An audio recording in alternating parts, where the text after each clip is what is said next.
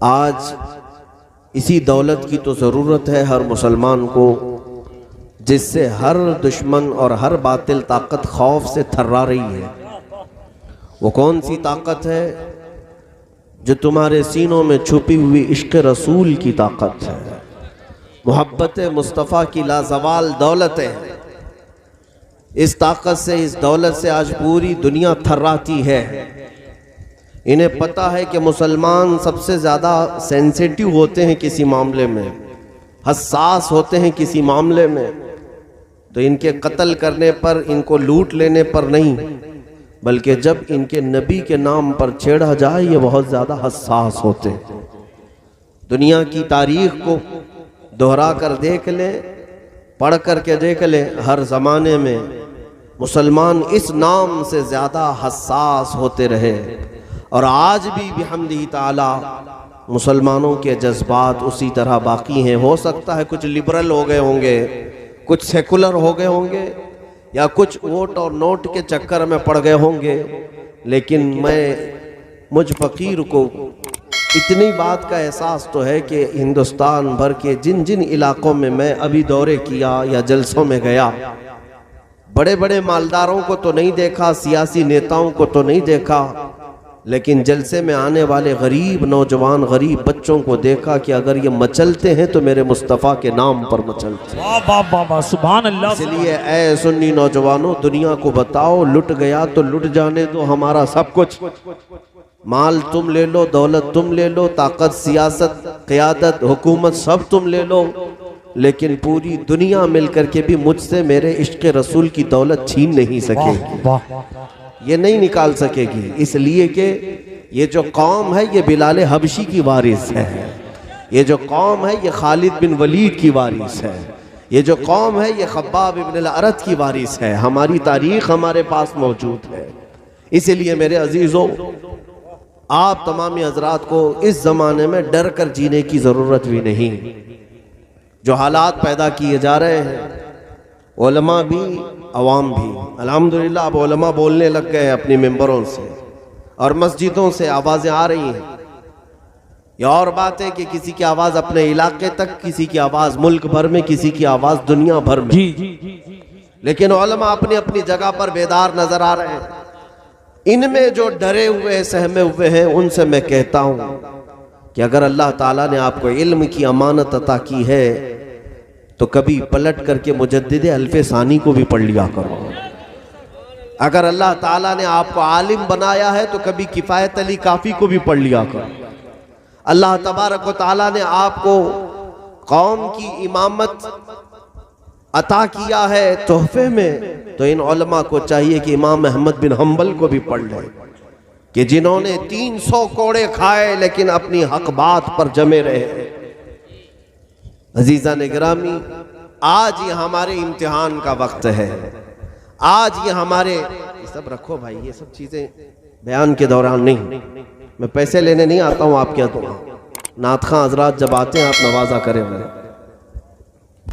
बात जो हमारी होती है वो 100-200 और 1000-2000 की नहीं, लाखों से भी ज्यादा। वाह सुभान अल्लाह। इसलिए कि रसूल पाक की मोहब्बत की बात है।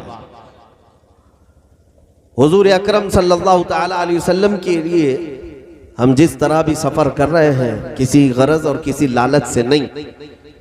हमारी कौम के बच्चे अगर बेदार हो गए तो बस काफ़ी है, मैं कब्र में भी आराम से सोऊंगा इंशाअल्लाह। सुभान अल्लाह।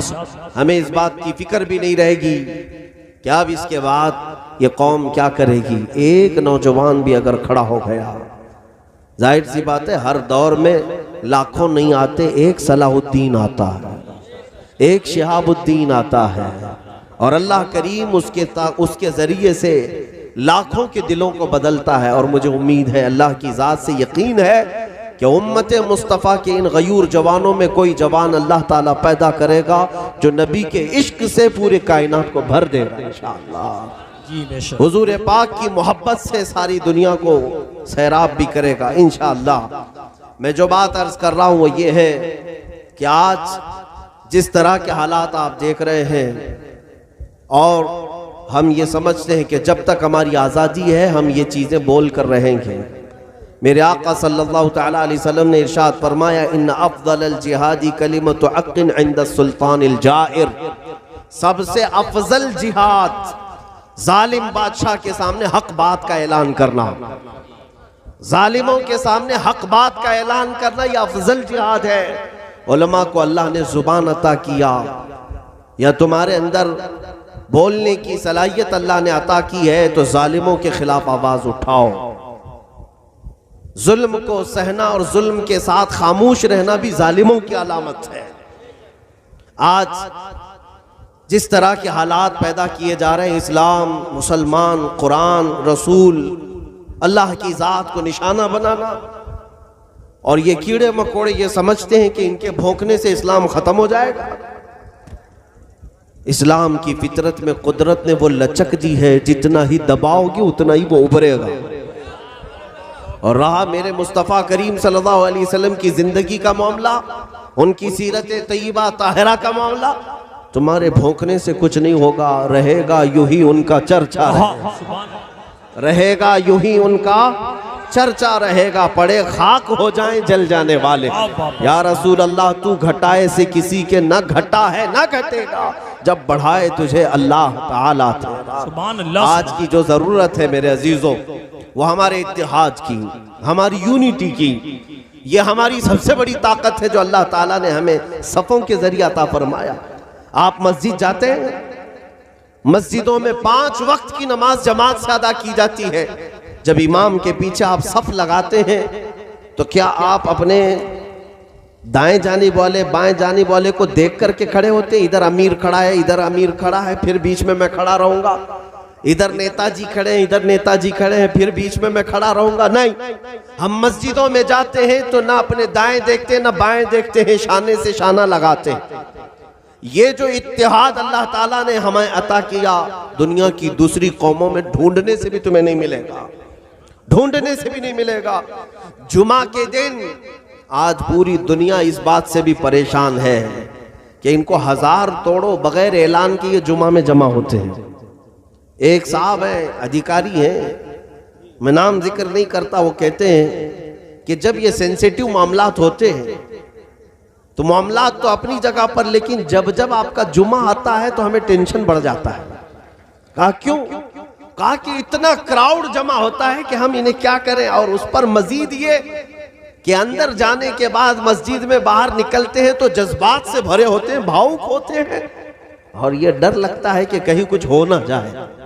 मेरे अजीजों, मुसलमान आतंकी नहीं है, दहशतगर्द नहीं है, तोड़ फोड़ करना इसकी आदत नहीं है, लेकिन एक मुहावरा मशहूर है, तुम किसी को छेड़ो मत, और अगर कोई छेड़े तो, ये तो दुनिया जानती है, दुनिया जानती है। एक जानवर को भी अगर आप जबरदस्ती छेड़ोगे तो पलटवार करता है।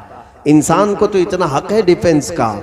अगर ये मुसलमान भावुक होते हैं, जज्बाती होते हैं, तो यूं ही नहीं बल्कि इनके करंट के तार को जब तुम छेड़ते हो, मेरे मुस्तफ़ा की जात को जब तुम निशाना बनाते हो, तो ये बेकाबू होते हैं। तुम्हें पता नहीं हमारे नबी से हमारा रिश्ता क्या है। तुम ये समझते हो कि जैसे औरों के धार्मिक शख्सियात के साथ जैसा रिश्ता होता है वैसे मुसलमानों का होता है। नहीं मेरे अजीजों, हमारे नबी से हमारा रिश्ता वैसा नहीं है जैसे और लोग कभी इबादत भी कर लें और कभी तोड़ के खा भी लें अपने खुदा को। हमारा रिश्ता वो नहीं है कि कभी अपने खुदा के सामने झुक भी जाए और कभी उसको लात और हाथ से मार भी दे। नहीं, मुसलमान अपने नबी से रिश्ता जो रखता है वो ऐसा है कि मुस्तफ़ा करीम की बात आए तो हाथ और पैर नहीं, अपनी गर्दन भी कुर्बान करने को तैयार होता है। ये जाने हुजूर अकरम सल्लल्लाहु ताला अलैहि वसल्लम के नाम पर फिदा होती हैं और खुशी खुशी होती हैं। और यही तो बरेली के इमाम ने हमें सिखाया है। आला हज़रत फरमाते, करूं तेरे नाम पे जा फिदा, न बस एक जा दो जहां फिदा, दो जहां से भी नहीं जी भरा, करूं क्या करोड़ों जहां। सुभान अल्लाह। नारे तकबीर, नारे रिसालत, मसलके आला हजरत उलमाए अहले सुन्नत अल्लामा मुफ्ती सलमान अजहरी साहब क़िबला जिंदाबाद जिंदाबाद। एक बात मैं तुम्हें अर्ज करता हूं मेरे अजीजों, तुम्हारे पास अब भी बहुत कुछ है। कौन कहता है कि तुम सबसे ज्यादा पिछड़े हुए हो? होंगे दुनियावी एतबार से, जाहिरी एतबार से। तुम्हारे पास एजुकेशन की कमी है, तुम्हारे पास मालो असबाब की कमी है। लोग ये कहते हैं गरीबी की सतह से नीचे ये लोग जीते हैं मुसलमान, इनके पास अब असबाब कुछ नहीं रह गए। लेकिन मैं फिर भी यकीन के साथ कहता हूं, हाँ, बज़ाहिर हमारे पास गाड़ी घोड़ा नहीं, माल जायदाद नहीं, कपड़ा लत्ता नहीं, हुकूमत की कुर्सियां नहीं, सियासत और क़ियादत नहीं, लेकिन ऐ दुनिया वालों कान खोलकर सुन लो, अब भी हमारे पास नबी पर मर मिटने का जज्बा मौजूद है। मेरे नबी से मेरा रिश्ता कल भी था और आज भी है। बतला दो गुस्ताख नबी को गैरत सुन्नी जिंदा है, उन पे मर मिटने का जज्बा कल भी था और अपना सब कुछ गुंबद खजरा कल भी था। और ये वो दौलत है जो तुम्हें पूरी कायनात में मुमताज करती है। ये वो दौलत है जो तुम्हें सब कुछ लूट जाने के बाद भी ताकत फराहम करती है, तुम्हारे अंदर हौसला पैदा करती है। तुम्हें मालूम नहीं, तुम आसपास मत देखना कि कौन खड़ा है तुम्हारे साथ। इतनी बात याद रखना, कोई आए ना आए, मोहम्मदुर रसूलुल्लाह मेरे साथ है और उनका खुदा मेरे साथ है। इससे बढ़ करके तुम्हारे पास तवक्कुल की और क्या दौलत होनी चाहिए। जब रसूल पाक की मोहब्बत में तुम फिदा हो तो इस बात का यकीन भी रखो कि दुनिया सब छोड़ दे मगर रसूल हमें नहीं छोड़ेंगे। वाह, हुजूर पाक सल्लल्लाहु तआला अलैहि वसल्लम तुम्हें तन्हा नहीं छोड़ेंगे। यह और बात है कि इश्क और मोहब्बत में इम्तिहानात होते हैं, अगर कभी इम्तिहानात से गुजारा जाए तो डरना मत, इस इम्तिहान की कामयाबी पर मेरे आका तुम्हारे इंतजार में खड़े हैं। क्योंकि अगर कोई ये सवाल करे कि फिर इमाम हुसैन को करबला में क्यों छोड़ दिया था, इमाम मुस्लिम को कूफा में क्यों छोड़ दिया था, मेरे अजीजों, वो रसूलुल्लाह के घराने का इम्तिहान था। ऐसा नहीं कि तन्हा छोड़ दिया, ऐसा नहीं कि सैयदी इमाम हुसैन को करबला में यूं ही छोड़ दिया गया। मैं आपको बताता हूँ, रिवायतें ये भी बताती है, एक हज़रत इमाम मुस्लिम हैं, वो कहते हैं मैंने ख्वाब में देखा 10वीं मुहर्रम से एक दिन पहले, मैं इस मौजू पर कह रहा हूं कि हमको तन्हा हमारे आका नहीं छोड़ते। 10वीं मुहर्रम से एक दिन पहले हजरत इमाम मुस्लिम है, वो कहते मैंने ख्वाब में देखा एक बूढ़ी औरत, एक खातून है, पूरे हिजाब में है और झाड़ू लेकर मैदान झाड़ रही है। ये बुजुर्ग इमाम मुस्लिम कहते हैं मैं करीब गया, कहा अम्मा जान ये क्यों झाड़ रही हो, तो वो मुकम्मल हिजाब में थी, अपनी झाड़ू को उठाती और कहती हैं ऐ शख्स तुझे मालूम है मैं कौन हूं। कहते हैं मैं नहीं पहचानता। वो कहती है मैं रसूलुल्लाह की लख्ते जिगर फातिमतुज़ ज़हरा। वाह सुभान, फातिमतुज़ ज़हरा हूं। ये मैदान क्यों झाड़ रही है, 9 मुहर्रम गुजर चुकी है। वो फरमाती है कि कल मेरा बेटा यहाँ शहीद होकर गिरेगा, मैं कंकरियां साफ कर रही हूं कि उसके बदन को चुभने ना पाए। एक तो जालिमों की तरफ से दी जाने वाली अज़ियतें थी, लेकिन हुसैन आजम के साथ उनकी माँ भी हैं, उनके बाप भी हैं, उनके नाना भी हैं। ये इस बात के लिए मैं तुम्हारे सामने रख रहा हूं कि दुनिया अगर तुम्हारी गर्दन पर तलवार रखती है तो ये दुनिया को दिखता है, लेकिन जिस वक्त हमारी शहादत होगी मेरे आका हमारे सामने मौजूद है। हुजूर अकरम सल्लल्लाहु तआला अलैहि वसल्लम तन्हा नहीं छोड़ते। अजीज़ान गिराम वक़ार, इस बात के साथ जिया करो, डर करके नहीं, खौफ में नहीं। इमाम अहमद बिन हम्बल का नाम सुना है, 4 इमामों में से एक इमाम है। इनको कोड़े मार रहा था जल्लाद, इनको कोड़े मारे जा रहे थे। वक्त का जालिम खलीफा इन्हें गिरफ्तार करके एक फतवे की वजह से, हक बोलने की वजह से कोड़े मार रहा था और दोनों हाथ जंजीरों में बंधे होते थे, पीठ नंगी, तहबंद पहने हुए हैं। कोड़े मारते गए तो तहबंद, लुंगी खुलने लग गई। इमाम अहमद बिन हम्बल को जो कोड़े पड़ रहे थे, वो कोड़ा अगर हम में से एक को पड़ जाए तो चमड़ी निकल जाएगी, इतने सख्त किस्म के वो कोड़े होते थे। वो कोड़े खा रहे थे लेकिन रो नहीं रहे थे, लेकिन जब लुंगी तहबंद खुलने लगी तो आपके आंसू आ गए, रोने लगे। कहा क्या मैं आज बेसतर हो जाऊंगा, क्या मेरी लुंगी खुल जाएगी, क्योंकि दोनों हाथ जंजीरों से बंधे हैं। आपकी आंखों से आंसू आए। अचानक एक अजीब सा माजरा देखने को मिला। गैब से 2 हाथ पीछे से आए और अहमद बिन हम्बल की लुंगी को मजबूती से बांध दिया, तहबंद को बांध दिया। और फिर जब किसी दो हाथों ने बांध दिया तो जो रो रहे थे वो मुस्कुरा पड़े। इमाम अहमद बिन हंबल हंसने लग गए और जल्लाद से कहा तू अपना काम जारी रख। जो कोड़े मार रहा था वो अचानक रुक गया और पूछा कि अभी तो तुम्हारी तहबंद खुल रही थी और तुम रो रहे थे, अभी ये क्या बात है कि तुम्हारी तहबंद भी सही है और तुम हंस रहे हो? इमाम अहमद बिन हंबल ने कहा मुस्कुरा कर, तुम अपना काम जारी रखो, जिसके लिए कोड़े खा रहा था वो आ गए। वाह वाह वाह, ये जिंदाबाद। बात याद रखे मेरे अजीजों, मुस्तफ़ा करीम की मोहब्बत में अगर थोड़ी मशक्क़त भी उठाओगे तो मेरे आका तन्हा नहीं छोड़ेंगे, तुम्हारी इज्जतों में इजाफा होगा। सैयदना बिलाल हबशी को देखा, तारीख सुनी होगी, जिंदाबाद। मक्का के जालिमों ने उनके पैरों में रस्सी बांधकर पूरे मक्का की गलियों में खींचा है। उनकी नंगी पीठ पर अंगारे रखे जाते थे, कोयले, और उनकी पीठ की चर्बी गल जाती थी, अंगारे बुझते तो फिर दहकाए जाते थे। उनके सीने पर गरम सिल रखी जाती, रेत पर सुलाया जाता। क्या क्या नहीं किया गया बिलाल हबशी को। वही धर्म परिवर्तन करवाना था, वही मॉब लिंचिंग जो आज के कुत्ते कर रहे हैं, ये मक्का के जालिम भी किया करते थे। अबू जहल के जितने पट्टू थे ये मॉब लिंचिंग में बड़े मशहूर थे। आज के अबू जहल के भी पट्टू बहुत मॉब लिंचिंग को समझते हैं कि हमारी कामयाबी है। इंतजार करो, एक बिलाल हबशी को अगर बच्चों ने हमारे पढ़ लिया तो हर जगह से अल्लाहू अकबर की आवाज आएगी इंशाअल्लाहुल अज़ीज़। जब बिलाल हबशी रज़ी अल्लाह तआला अन्हु यहां से आजाद होकर मदीने पहुंचे तो फिर हालात क्या थे? 6 साल के बाद मक्का में तो मारे जाते, पीटे जाते, आग में सुलाए जाते, लेकिन हजरत अबू बकर सिद्दीक ने हजरत बिलाल को पैसे देकर खरीद कर आजाद किया, मेरे नबी की गुलामी में रख दिया। 6 साल के बाद जब मेरे आका मदीने से मक्का तशरीफ लाए, ये फतह मक्का का दिन था, मक्का फतह हो चुका था और हुजूर पाक हरम शरीफ में नमाज पढ़ाने के लिए आए तो हरम में जो सबसे पहली अजान देनी थी 10,000 सहाबा थे। मेरे आका ने किसी को नहीं पुकारा, बिलाल हबशी को पुकारा। कहा ऐनल बिलाल, बिलाल कहाँ है?